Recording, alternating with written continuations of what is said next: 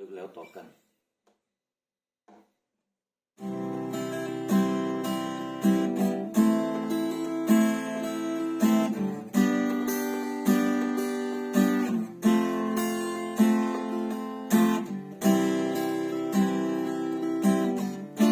ฉันว่าเรานั้นคงจะไปด้วยกันไม่ได้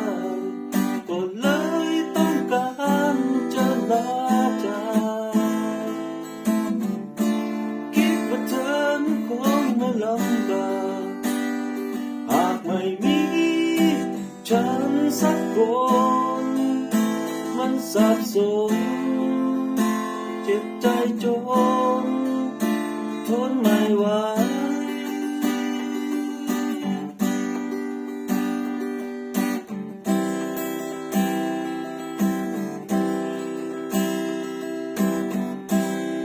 เมื่อรักมันวุ่นวายเกินไปจะขอลาไกลอย่าว่ากันอยู่กับเธอตั้งนานไม่เห็นมีอะไรดีขึ้นมาเลิกแล้วต่อกันอย่าฝันอยากเจอไม่ขอรักเธออยากเจอกันดีเลยเลิกแล้วจบทีจากนี้ไม่เอาจะขอเป็นคนเก่าไม่มีเราไม่มีเธอ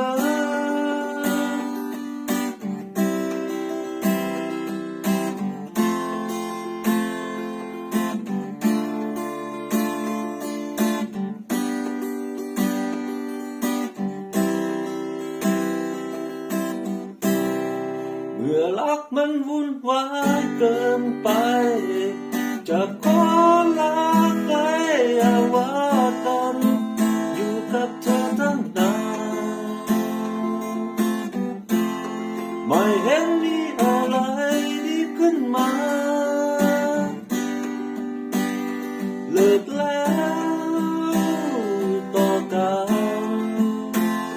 อย่าฝันอย่าเจอไม่ขอรักเธออยากเจอกันอีกเลยเลิกแล้วจบทีจากนี้ไม่เอาจะขอเป็นคนเก่าไม่มีเราไม่มีเธออีกต่อไป